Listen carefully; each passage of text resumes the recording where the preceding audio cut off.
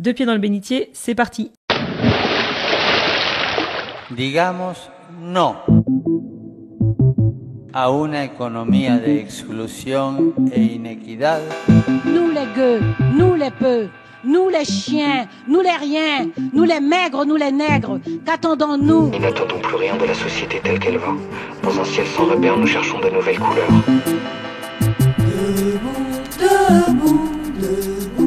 Des futurs multicolores nous attendent. Hard rock. How dare you ? Bienvenue dans le podcast qui pose un regard catho sur les luttes de notre temps. Salut Clémence. Salut Martin. Alors pourquoi on lutte aujourd'hui ?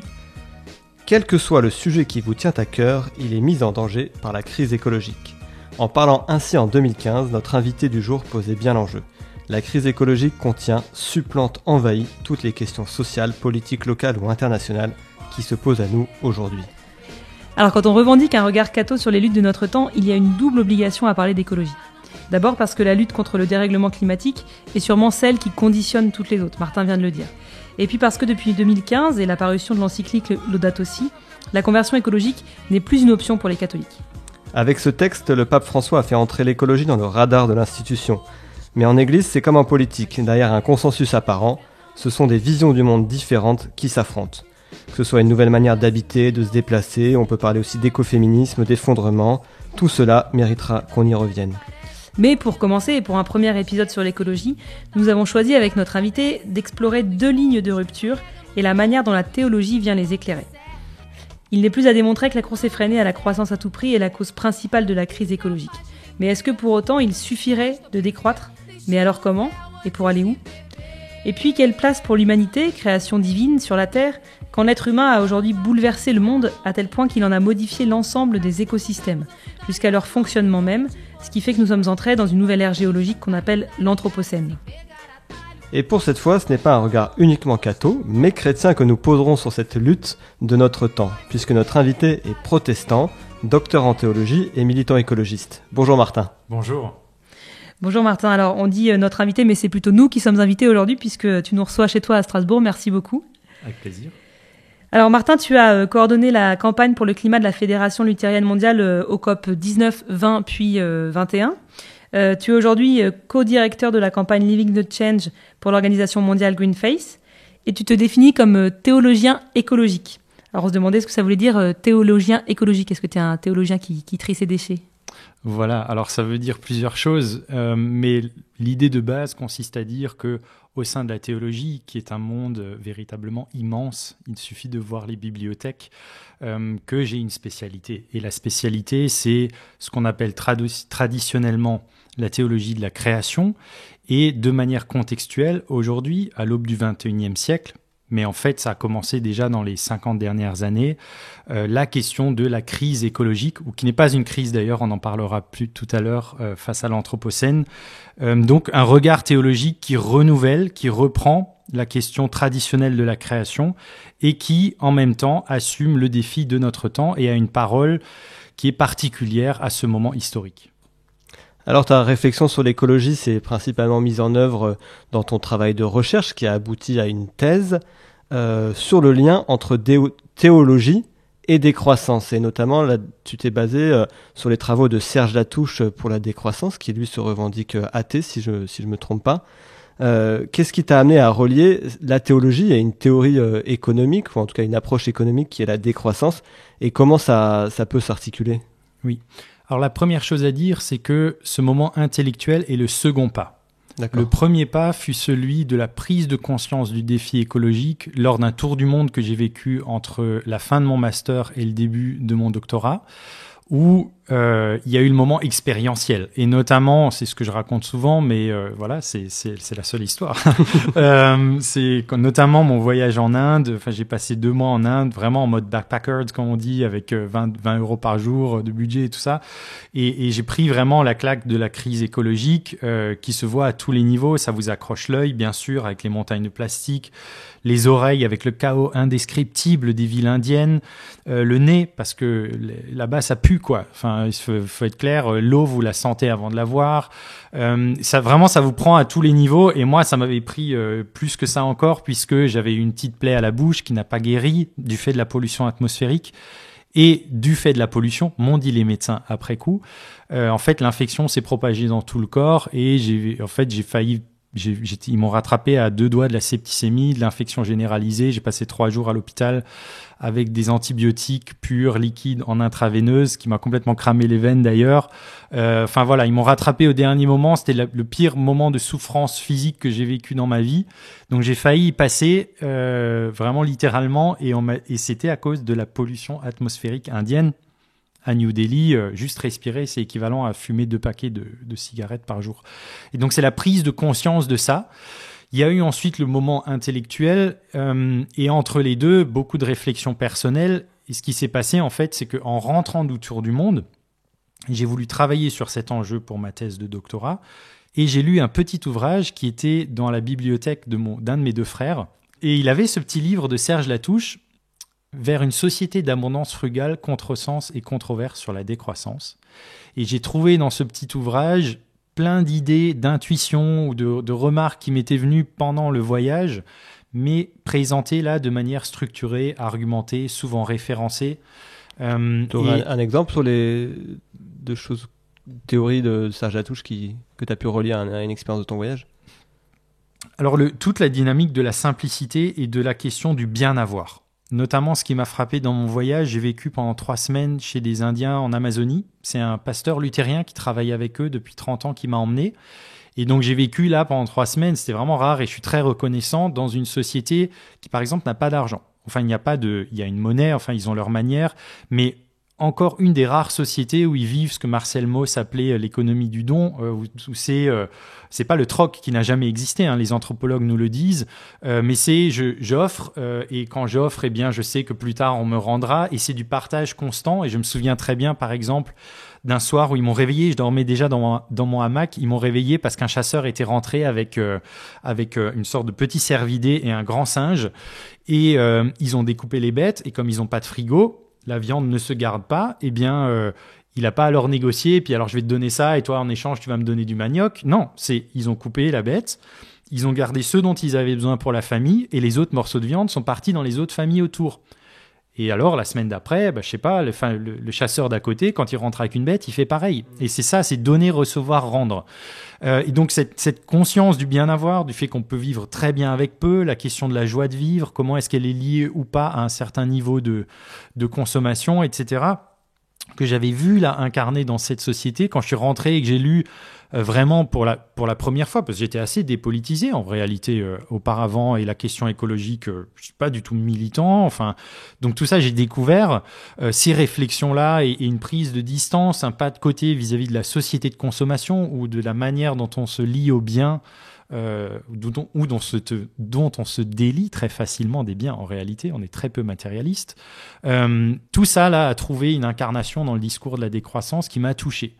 Et j'ai beaucoup réfléchi et je réfléchis encore à quel est le niveau acceptable de biens, qu'est-ce qui est sobre ou qu'est-ce qui n'est pas être sobre. Enfin voilà, ça c'est des questions qui relèvent aussi de la responsabilité individuelle, mais qui remontent déjà à cette expérience-là. Mais alors pourquoi avoir dû en faire une question théologique ?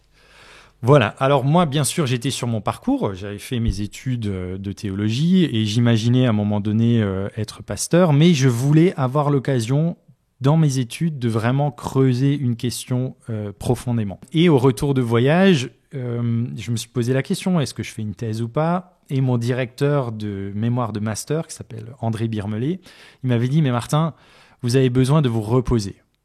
Et dans les 2 sens du terme, se reposer et se re-poser. Là, ma vision du monde avait changé, mon expérience n'était plus la même, il fallait de nouveaux fondements, il fallait poser des nouveaux piliers. Et pour ça, il faut penser. Et pour bien penser, il faut lire. On ne pense pas bien seul, on pense bien ensemble. Et donc, il m'a dit, mais soyez candidat à un contrat doctoral, si vous l'obtenez, rendez-vous compte, vous allez être payé pour lire les livres que vous avez envie et vous reposer. Donc, je dis, ok, on y va. On se repose quand on fait une thèse. Voilà, avec le jeu de mots, n'est-ce pas ?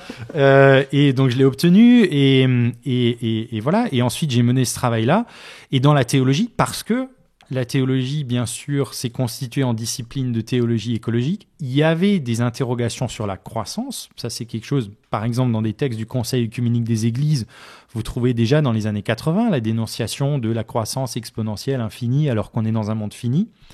Mais le mot décroissance, ou quelque chose qui est vraiment pas seulement interroger le croître, mais avoir un mot qui est conceptualisé par le politologue Paul Ariès comme un mot obus, c'est-à-dire un mot bombe, un mot qui vient pour mettre en cause, un mot qui refuse la formule du développement durable ou de la croissance verte comme des oxymores illusoires ou pour le moins très peu réalistes et très peu plausibles. Voilà, quelque chose qui est à ce point en rupture et en résistance. J'ai fait une petite recherche, il y avait 2-3 éléments, mais il y avait très très peu de choses. Et donc, j'avais là un sujet original, c'est ce dont rêvent tous tes arts. Et donc, je me suis lancé là-dedans avec l'intuition qu'il y aurait quelque chose à dire, mais vraiment de l'ordre de l'intuition, quoi. Il fallait creuser presque le chemin au fur et à mesure que j'avançais. Et alors, on va pas faire la thèse en 80 secondes, mais en tout cas, nous, en réfléchissant un peu à ce sujet, on a l'impression que Jésus, il appelait déjà à cette forme en fait de simplicité, de sobriété. Et donc, on pourrait presque, en faisant un grand anachronisme, dire que Jésus était le premier des croissants. Et pour autant, on voit aujourd'hui que dans les sociétés occidentales, qui ont été largement forgées par le christianisme et par la pensée du Christ, on est tombé dans un système de presque d'idéologie de croissance. Certains disent croissanciste. Comment on en est arrivé là ? C'est-à-dire, comment on est arrivé à cette contradiction ? Oui, ça c'est une question difficile parce que ça ouvre tout le dossier historique du passage de... en tout cas, c'est comme ça que l'identifie Serge Latouche et je trouve ça juste de dire que nous sommes constitués en économie, ce qui déjà est un pas imaginaire parce qu'il y a eu des sociétés, je pense, sans économie, au sens où il y a des sociétés qui ne considéraient pas qu'il y avait une sphère distincte de l'agir humain que l'on nommerait économique, qu'il y aurait des activités qui seraient économiques, d'autres non, que couper des carottes quand vous les vendez c'est économique, les couper chez vous, c'est juste la vie, quoi. Enfin voilà, l'apparition même de l'économie, c'est un moment imaginaire on va dire, dans notre représentation du monde occidental. Ensuite, le passage à une économie en croissance, puisque dans un premier temps, il y a la révolution industrielle, il y a l'émergence de pratiques capitalistiques qui ne sont pas encore systématisées ou qui ne sont pas encore en système et qui se constituent petit à petit structurellement, et les progrès de la science, etc., des gains en productivité, donc une société qui rentre dans une dynamique de croissance exponentielle. Donc là, on est une économie en croissance. On passe ensuite à une économie de croissance qui a besoin de la croissance pour se soutenir et qui, là, vraiment est entré dans un modèle capitaliste et l'esprit du capitalisme, pour reprendre cette formule, c'est que les gains qui sont engrangés ne sont pas dépensés dans des dépenses somptuaires ou de prestige, mais sont elles-mêmes du capital réinvesti pour produire plus de capital. Et là, vous entrez dans un cycle qui, par nature, est croissanciste. Du coup, cette rupture-là, tu la situes à quel moment d'une économie en croissance à une économie de croissance ? Je dirais, de ce que je me souviens chez Latouche, ça serait fin de la Deuxième Guerre mondiale, dans le début des 30 Glorieuses, quand on va passer... Alors, c'est compliqué de mettre des dates. En plus, je suis pas historien, donc j'ai une prudence, et je le dis. Cela étant dit, vous avez la révolution industrielle, donc l'organisation rationnelle du travail, c'est une chose, mais vraiment, dans une économie de croissance, ça va être avec l'invention de la publicité, l'invention de la mode, l'entrée dans aussi les processus d'obsolescence, dont l'obsolescence programmée n'est pas la plus importante d'ailleurs, parce que bien sûr, il y a des exemples, mais l'obsolescence psychologique, c'est-à-dire de se dire, en regardant un objet, qu'il est moins beau que le nouveau qui est sorti, alors qu'il est tout à fait encore fonctionnel, et bien plus puissante. Enfin bon, donc c'est vraiment avec l'émergence de la société de consommation, après les années 50, les années 60, qu'on rentre, je pense, dans une économie de croissance, et même dans ce que, au bout du compte, Latouche appellera une société de croissance, c'est-à-dire que votre système économique ne peut pas être lui-même constamment en train de produire et de consommer plus s'il n'y a pas dans la culture des étais culturels qui soutiennent cela, qui invitent à cela et qui perpétuent cela. Et donc, il y a un lien profond entre l'imaginaire et le système et les actes personnels. Et ça, c'est 3 plans, par exemple, notamment dans des programmes décroissants, il y a le travail sur les 3 plans. Il y a changer d'imaginaire, il y a changer, on va dire, la structure socialo-économique ou économico-sociale, et c'est notre rapport aux biens et aux services. Et ça, vraiment, ça se développe dans une société, et j'enfonce vraiment une porte ouverte, je vous demande de m'excuser, mais quand on va dire que le bonheur est intégralement lié aux biens et qu'on met un signe égal entre avoir plus et être plus heureux ou avoir un bien-être accru, ça, c'est une considération imaginaire. La partie économique de cet imaginaire est peut-être le plus évident, mais en sous-jacent, il y a plein d'autres choses. Et Latouche, il ouvre vraiment très largement, c'est la question de l'imaginaire occidental. Donc c'est aussi notre rapport à la nature, le fait de voir du vivant comme étant une ressource, un stock, le fait d'avoir une vision utilitaire de la nature qui est quelque chose qui est au service et qui n'a éventuellement de la valeur que si et à mesure que ça rend service, que ça peut être instrumentalisé, l'idée de progrès, l'idée de nouveauté, la valorisation de la nouveauté ou de l'innovation. On a une sorte de culte de l'innovation. À partir du moment où c'est neuf, c'est censé être mieux. Ben non, il y a des trucs qui sont neufs, franchement, c'est un pas en arrière. Et puis, tout le langage économique plus large, se rendre compte, par exemple, un produit, de la manière la plus neutre possible, j'imagine le langage de dire si c'est un objet, quelque chose de matériel, pas un service qui est rendu, mais un objet qui est produit par l'économie appelle ça un bien. C'est quand même incroyable. Il y a des choses qui sont produites par l'économie qui ne sont pas des biens, qui sont des mots. Mais en nommant ça un bien, quelque part, de manière implicite, qui va s'opposer à la multiplication des biens ? Ça n'aurait pas de sens, on ne s'oppose pas à la multiplication du bien. Pourquoi on appelle ça bien ? Ou d'autres choses, l'économie appelle utilité tout élément qui est vendu. Alors, désolé, mais c'est corrompre la notion d'utilité. Tout ce qui est vendu n'est pas nécessairement utile. L'économie appelle un besoin. Quand je dis économie ici, c'est le langage technique économique. Si vous ouvrez un dictionnaire d'économie, donc la science ou la dite, là aussi c'est toute une question, un statut scientifique de l'économie, mais appelle un besoin tout ce pourquoi il y a une demande. Mais non. Ça, ce n'est pas la définition du besoin. À partir du moment où on utilise besoin pour tout ce dont quelqu'un a envie de payer, on a corrompu la notion de besoin. Or, c'est le vocabulaire qui est utilisé, qui est enseigné et qui fait partie de la théorie économique. Et tout ça, ce sont des structures imaginaires de la catastrophe écologique. Et ce que dira Latouche, et c'est pour ça que je l'ai choisi comme auteur et que j'ai choisi lui et pas un autre, c'est que dans le mouvement de la décroissance, il y a plein de courants différents. D'ailleurs, ça a été décrit comme une galaxie. C'est très divers. Mais il y a 2 grandes sources. Il y a une source écologiste, il y a une source culturaliste.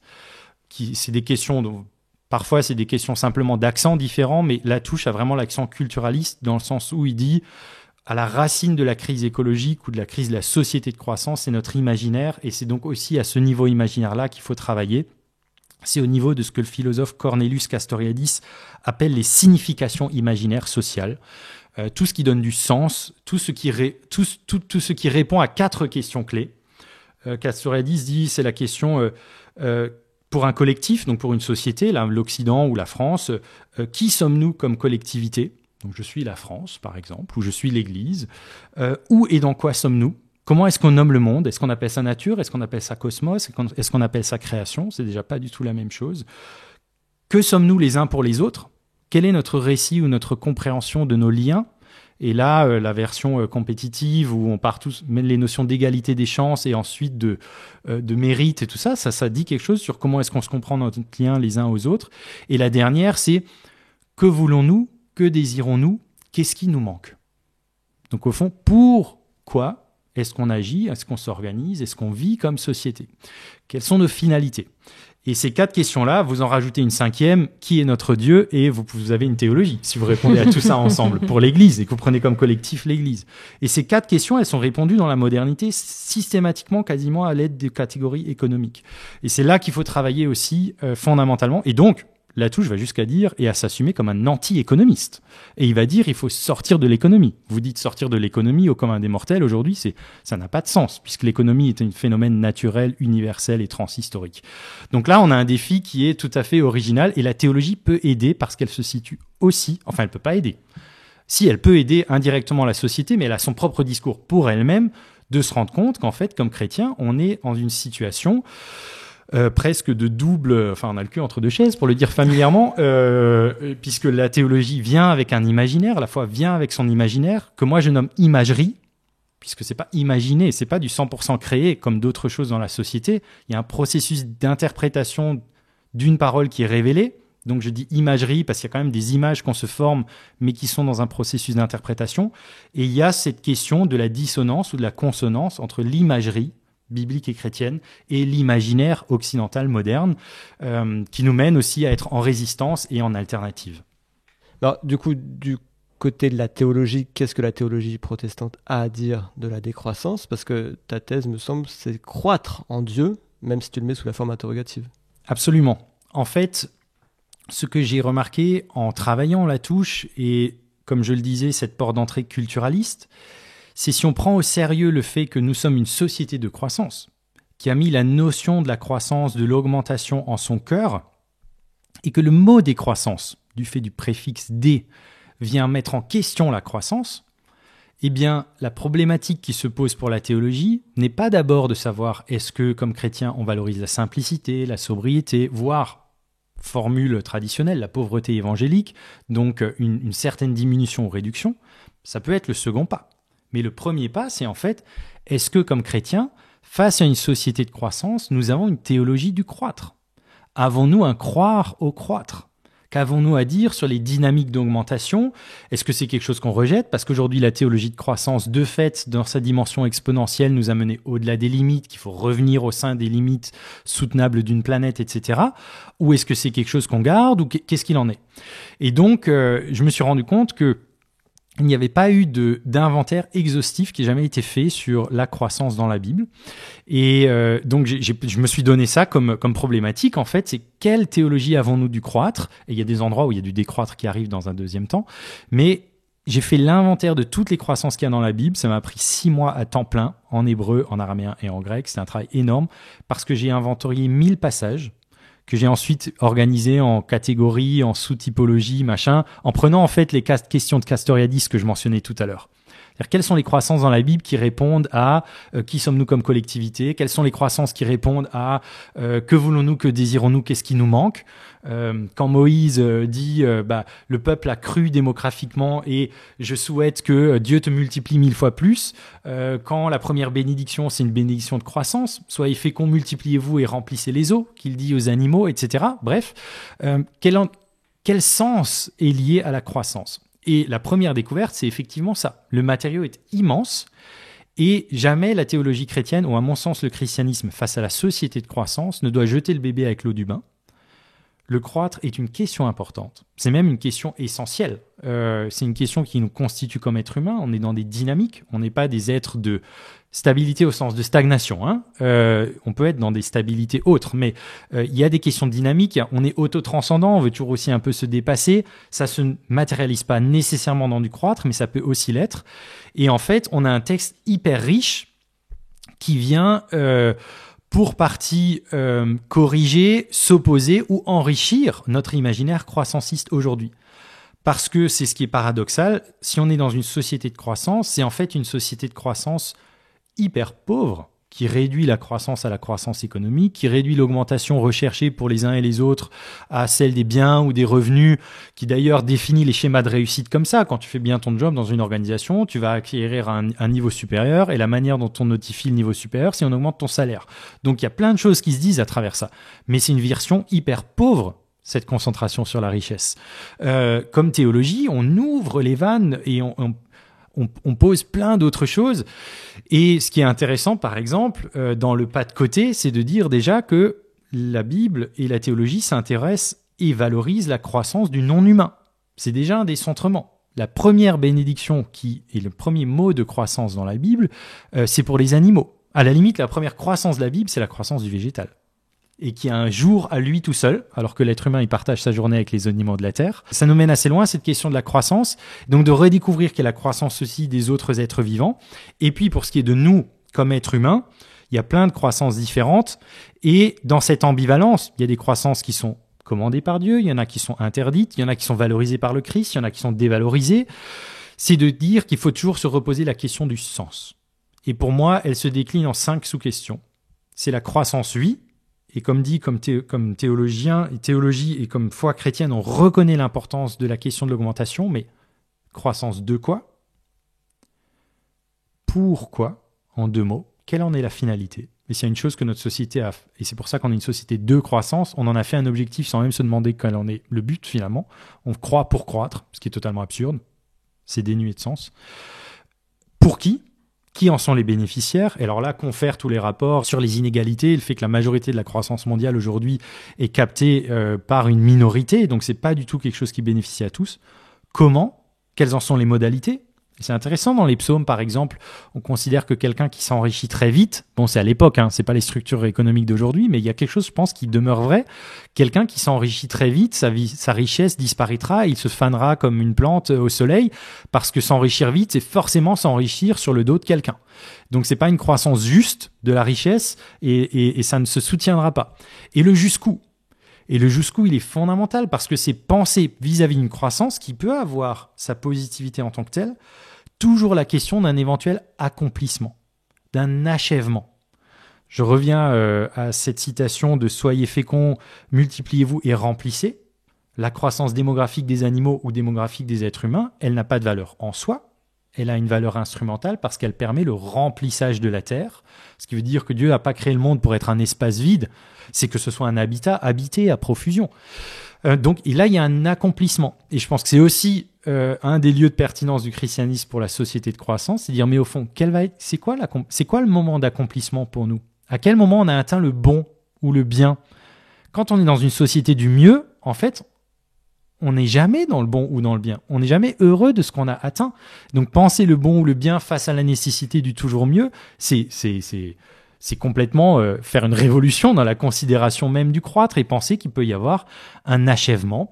Et enfin, et c'est sur ça que je terminerai, le Christ vient nous chercher au cœur de l'imaginaire croissanciste occidental moderne, dont, comme je le disais, à une réduction économiciste. Mais alors, du coup, pour ce qui est de l'économie, ou disons du rapport au bien, à la richesse, à la possession, le Christ est très très dur, et même les épîtres pauliniennes ou en 1 Timothée 6, etc., on est très dur sur la question de la richesse. Et s'il y a la reconnaissance qu'il y a un niveau d'avoir nécessaire, essentiel, et toujours la Bible partout et le Nouveau Testament sera en lutte contre la pénurie, c'est-à-dire la misère, au-delà du bien avoir, le Christ dit en Matthieu 6, il dit « Cessez de vous amasser des trésors sur terre, amassez-vous des trésors au ciel, car là où est ton trésor, là sera ton cœur. » Et pour moi, c'est peut-être le verset le plus subversif par rapport à la croissance aujourd'hui. Il faut bien noter, il dit « Cessez d'accumuler des trésors ». Il dit pas « Cessez d'accumuler des biens ». Il dit des trésors. Et trésor en grec, c'est thésauros. Comme dans thésauriser, le trésor, c'est ce qui vient en plus. C'est ce qu'on met de côté parce que ça vient en plus de ce dont on a besoin au quotidien. Et il dit « N'accumulez pas ce dont vous n'avez pas besoin au quotidien ». Mais à l'inverse, accumuler des trésors au ciel. Et ce texte vient après les 3 passages sur l'aumône, la prière et le jeûne. Et donc ça veut dire la vie spirituelle et la vie de la relation d'amour au prochain. Et quand il parle d'accumuler des trésors au ciel, on peut se demander ce que c'est. Si on lit que ça vient après ces 3 textes-là, on se rend compte que ces trésors-là, qui sont des trésors spirituels, relèvent de... Et là, il y a un chemin de croissance, c'est la croissance spirituelle, le progrès dans la relation à Dieu, le fait de faire de la place dans sa vie. Et puis pour l'aumône et l'amour du prochain, du coup, le progrès dans notre trajectoire aussi sur Terre, les uns avec les autres et avec le vivant. Et de dire, en fait, ça, c'est un chemin de croissance. Et donc, on sort de l'opposition binaire entre croissance et décroissance. Et c'est pas ça le propos. Et j'espère que nos auditrices et auditeurs comprennent bien ça. Faire moins pour faire moins, c'est tout aussi stupide au sens privé de sens que de faire plus pour faire plus. Mais qu'est-ce qu'on veut faire croître ? Qu'est-ce qu'on veut faire décroître ? Quels sont les niveaux du bien dont on est heureux et dont, à la limite, on pourrait dire qu'il y a une vertu chrétienne qui est le contentement. Et moi, j'aime bien ça par rapport à sobriété ou simplicité, parce que dans contentement, il y a 2 choses. Il y a être content et il y a être contenté. Et je peux être content d'être contenté. Et reposer ces 5 questions-là, pourquoi, pour qui, comment, de quelle croissance il est question et jusqu'où, c'est à mon sens ce que peut apporter la théologie dans une prise au sérieux de la question du croissance. Mais alors allons-y, vraiment, demandons-nous ce que nous voulons faire croître, quelle signification nous voulons lui donner et donc quel chemin nous voulons ouvrir pour les temps qui viennent. La question écologique nous ramène en fait à la question de qu'est-ce que la vie bonne pour nous et qu'est-ce que nous voulons développer. Et concrètement, j'imagine qu'il y a quand même, doit y avoir des points d'achoppement au quotidien. quand on se revendique décroissant ou qu'on cherche un chemin en tout cas de simplicité et donc de décroissance. Tu disais que Serge Latouche invite à sortir de l'économie. On peut se sentir au quotidien un peu enferré dans ce système ou en tout cas bien impuissant. Comment est-ce que toi, depuis ce travail de thèse, à quel point ça a impacté ton quotidien ou est-ce que tu as envie de fuir dans une grotte? Alors c'est très compliqué parce que, et je crois qu'il faut être honnête sur ce côté-là. Dire, c'est la limite de formules comme la sobriété heureuse ou la simplicité joyeuse qui disent quelque chose de vrai. Et on a besoin, quand on s'exprime publiquement et qu'on veut emmener des gens, etc., il faut aussi avoir un projet qui relève du désir, de l'envie, d'une société qu'on a envie de construire ensemble parce qu'on a un appétit pour ce qu'elle nous apporterait, pas simplement parce qu'elle permet d'éviter telle menace ou tel risque. Donc, mais ces formules ne disent pas ce qui est aussi la vérité d'un chemin de transition ou de conversion écologique personnelle. Il y a des choses qui sont de l'ordre de l'abandon et donc du deuil, et des choses qui sont difficiles et qui ne sont pas toutes easy, cheap and fun. Donc simple, pas cher et puis ouais, fun. Bon, ça tout le monde comprend. En fait, j'étais dans une rencontre de l'OCDE avec des experts, voilà, on était une vingtaine et leur discours c'était de dire non mais en fait un mode de vie 1,5 degré de réchauffement climatique, il faut dire aux gens que c'est easy, cheap and fun. Et moi, j'étais le religieux rabat-joie dans la salle, j'ai demandé la parole et j'ai dit mais ça c'est juste un mensonge. Il y a des éléments, et bien sûr, et je pourrais donner des exemples de lieux où vraiment il y a de la joie dans la transition écologique, mais il y a aussi des choses qui sont dures. Alors pour répondre plus précisément à la question, par exemple, j'ai décidé de ne plus prendre l'avion pour motif personnel. Je le fais dans ma vie professionnelle, je prends l'avion, je travaille pour une ONG qui est basée à New York et j'essaie de co-bâtir un mouvement interreligieux international sur le climat. Donc il faut voyager, se rencontrer un minimum. Mais dans ma vie perso, depuis que je suis rentré de Tour du Monde, ce qui a été une émission de carbone absolument catastrophique, mais c'est ainsi, j'essaie de plus prendre l'avion. J'ai craqué une fois parce que mes parents ont fêté leur 30 ans anniversaire de mariage et qu'avec mes frangins, on avait envie d'emmener une fois ma maman ailleurs que dans le Creuset occidental et que elle a peur d'y aller toute seule et donc on les a emmenés à Istanbul. On s'est dit on va pas trop loin mais c'est quand même vraiment très différent et c'était la négo quoi. Est-ce qu'on prend l'avion et tout et finalement j'ai dit ok, donc vous voyez ça je l'ai fait mais j'ai payé ma compensation carbone pour ça et c'était vraiment l'exception. En 10 ans, j'ai dû prendre du coup 2 fois l'avion et c'est difficile parce que je rêverais de retourner plonger avec des grands requins blancs ou avec d'autres requins. D'ailleurs, les requins tigres, j'ai jamais plongé, j'aimerais bien parce que j'ai une passion pour les requins. J'ai adoré l'Asie du Sud-Est, j'aimerais beaucoup retourner là-bas. Voilà, pour le moment, je me l'interdis et parce que je sais combien ça compte dans une empreinte carbone d'une personne, un aller-retour en avion sur un autre continent. Vous pouvez pas aller vers une planète et prendre l'avion. Et donc c'est un exemple, mais c'est pas évident. Après, pour donner un exemple positif, bon, vous êtes chez moi, vous avez vu dans la cuisine, j'ai des pots avec que ce soit les pâtes, le riz, mes lentilles, les petites graines que je mets dans la salade, tout ça j'achète en vrac et je le mets dans les pots. Bah la première fois que je suis rentré, quand je les ai achetés, que je suis rentré chez moi, que j'ai décroché la porte de de l'armoire pour les mettre qui soient visibles et que je les ai installés, que j'ai fait ma première course et que j'ai posé là. Punaise, j'étais super happy parce que c'est beau et puis il y a un vrai sentiment d'accomplissement et de joie de faire le chemin de cohérence. Et alors ça, je peux pas l'argumenter. Ça, c'est pas un truc intellectuel. Je vous l'écris et puis je vous le prouve par A plus B. Ça, il faut que vous l'expérimentiez. Et je suis sûr que vous l'expérimentez de certaines manières aussi dans vos vies. Mais quand on fait petit à petit. Et vraiment, je crois que la métaphore du chemin, elle est fondamentale. Les gens s'imaginent monter par la face nord, tout en haut de la montagne, alors qu'on chemine. Quand on est en chemin, les petites étapes, elles ont de la valeur. J'aime bien ce que dit le pape dans Laudato Si, qu'il y a une noblesse. Il y a une noblesse du petit geste. Geste d'amour, il dit. Ouais, c'est toute une question. On peut en discuter, le personnel, le collectif, le systémique. Mais enfin, quand on est en chemin, personnellement, il y a une noblesse de ce geste-là, et il y a un sentiment qui est juste super quand on fait ces avancées-là. Et donc, en ce sens aussi, les formules de sobriété heureuse ou de simplicité joyeuse, elles sont justes, surtout aussi quand elles sont vécues en groupe. Ça, je pense que c'est quelque chose quand on le fait ensemble ou quand on est dans une aventure humaine. Moi, la commission écologie, ça on l'a pas dit tout à l'heure, mais je préside la commission écologie, justice climatique de la Fédération protestante de France. C'est mon lieu de bénévolat. Et bien, dans ce groupe-là, c'est juste aussi un groupe que j'adore parce que c'est super sympa, on est intergénérationnel, on s'entend bien et on a commencé par une retraite ensemble. En fait, il y a une aventure humaine. Et si j'aurais un conseil, c'est ne menez pas seulement ça tout seul. Comment est-ce que vous pouvez le faire avec un groupe d'amis ou dans votre paroisse, si ça s'y prête ou autre, parce que ensemble, je travaille avec des Africains, il y en a plusieurs qui ont comme réponse automatique à leurs emails, c'est ensemble c'est mieux.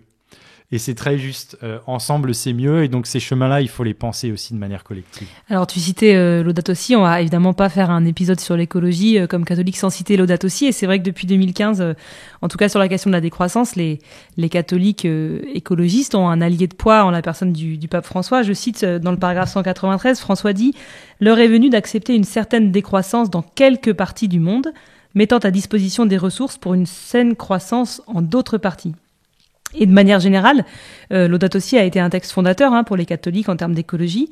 Et comme d'habitude, on a envie d'aller creuser un peu la parole, entre guillemets, officielle de l'Église sur ce sujet. Alors cette fois, on n'est pas allé très très loin chercher notre expert, puisque c'est toi, Martin Montilalobi, qui nous éclaire sur Laudato Si. Alors c'est pas juste pour se faire plaisir, Martin, tu es journaliste à la revue Projet, et tu as notamment réalisé en 2017 la web-série Clameur, une série habitée par Laudato Si. Donc, est-ce que tu peux nous présenter les ruptures que propose cette encyclique parue en 2015 ? Donc là, il faut que je fasse l'expert. Non, mais le terme de rupture est intéressant parce que moi j'estime, et je suis pas le seul, que Laudato Si est clairement un texte révolutionnaire. C'est une encyclique. Qu'est-ce qu'une encyclique ? On va dire, pour faire simple, c'est un texte écrit par un pape, une encyclique, et quand un pape veut dire quelque chose de très important, c'est une encyclique, c'est le texte le plus important dans la hiérarchie des textes écrits par un pape. Et c'est intéressant parce que donc là, il l'adresse vraiment à tous les habitants de la Terre. Généralement dans les encycliques sociales, donc là le pape a dit que c'était une encyclique sociale qui rejoint ce corpus de la pensée sociale de l'Église. Il s'adresse à toutes les personnes de bonne volonté. Et là, il va encore plus loin, il dit, non là c'est très important, c'est sur la sauvegarde de la maison commune, la planète Terre, je m'adresse à tous les habitants de la Terre. Et il n'a pas sorti n'importe quand cette encyclique, il l'a sorti au printemps 2015, quelques mois avant la COP 21. Donc on sent aussi que là, le pape, il a une conscience des enjeux géopolitiques et il joue un peu son rôle aussi de chef d'État, même si c'est un tout petit État comme le Vatican. Alors quoi de neuf avec cette encyclique ? Il parle d'écologie intégrale, c'est peut-être le terme un peu, on va dire le conceptuel le plus novateur dans ce texte-là par rapport à ses prédécesseurs. Et donc par quoi ça commence ? Ça commence tout simplement par accepter de voir ce qui va mal dans la société. Le pape François est très inspiré par le voir, juger, agir qu'on peut retrouver dans les mouvements d'action catholique. Et accepter de voir ce qui va mal, c'est accepter de voir qu'on est face à une crise. Et lui, il nomme cette crise socio-environnementale. Il dit même une seule et complexe crise socio-environnementale. Et de manière un peu plus sensible, il nous invite à écouter tant la clameur de la terre que la clameur des pauvres. Et donc il va être sans cesse sur cet aller-retour ou sur ce lien, tout est lié, revient souvent, entre questions sociales et questions environnementales. Et les racines de cette crise, il en pointe deux dans le comportement humain. Le paradigme technocratique, alors qu'est-ce que ça veut dire ? Ça fait un peu barbare, mais donc le paradigme, c'est une manière de voir les choses. Et technocratique, c'est la technique, et cratique, le pouvoir. Voilà, c'est comment est-ce que le pouvoir de la technique nous impose une manière de voir les choses dans la société. Et la deuxième racine de cette crise socio-environnementale, c'est l'anthropocentrisme dévié. Je pense que le pape ne balaye pas l'anthropocentrisme, le christianisme est une religion anthropocentrée, mais lui il parle d'anthropocentrisme dévié, c'est-à-dire à un stade où tout ce qui nous entoure, nous en tant qu'êtres humains, n'est plus que relatif à nous et à notre façon de voir les choses et à nos besoins, à nos objectifs.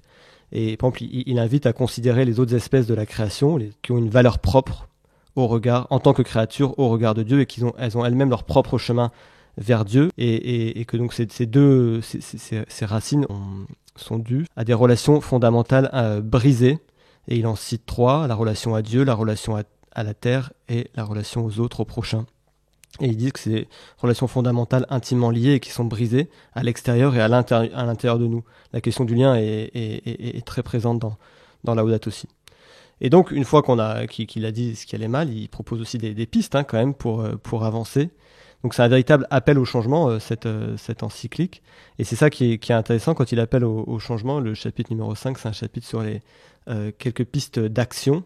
Mais il va beaucoup parler du dialogue. Souvent, on oppose le fait de parler et le fait d'agir. Et lui, quand il dit il faut agir, il invite au dialogue. Donc on va retrouver le dialogue au niveau international, entre le national et le local. Donc là, c'est plutôt sur l'aspect politique. Mais faire dialoguer aussi politique et économie, les religions avec les sciences et les religions entre elles.